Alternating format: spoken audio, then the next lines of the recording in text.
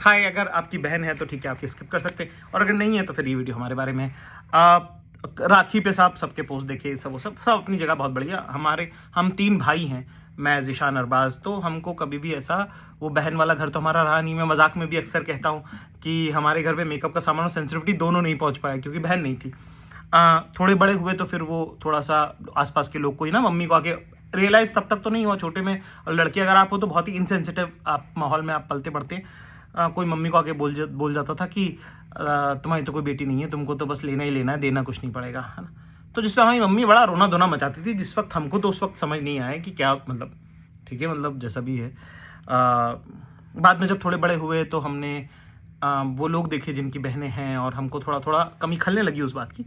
तो फिर जब हमने हमारे दोस्तों से डिस्कस किया तो उन्होंने बोला कि यार तुम राखी क्यों नहीं बनवा लेते किसी से, या तुम किसी को बहन मान लो, मुंह बोली बहन जिसको कहते हैं। उसमें एक बड़ा बेसिक कंफ्यूजन हमको ये रहा कि यार क्या है कि जिसके घर में बहन है ना, उसके घर में उस बहन के साथ उनको कैसे रहना है, और वो कैसे रहेगी, और उसकी क्या पर्सनल चॉइसेस हैं, वो कैसे रहना चाहती है, वो सब वो डिस्कस करके गुड बैड अगली वो सब ना लड़ लुड़ा के एक सेटलमेंट पे पहुंच जाते हैं वो लोग, and they are okay with it.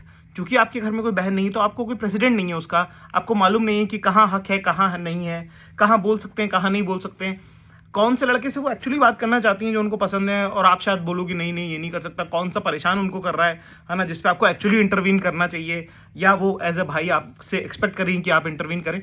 इस सब का आपको कोई नॉलेज नहीं है और आपको कुछ मालूम नहीं है। तो इसलिए हमने सोचा कि भाई ये हम ज़बरदस्ती किसी के पैर पे पैर क्यों रख दें कि एक आप स्नेह के चक्कर में, प्रेम के चक्कर में आप ओवर स्टेप ना कर जाएं किसी की पर्सनल बाउंड्रीज। तो इसीलिए हमने कहा कि भाई ये रहने दो, हमको नहीं आता, हम नहीं करना चाहते।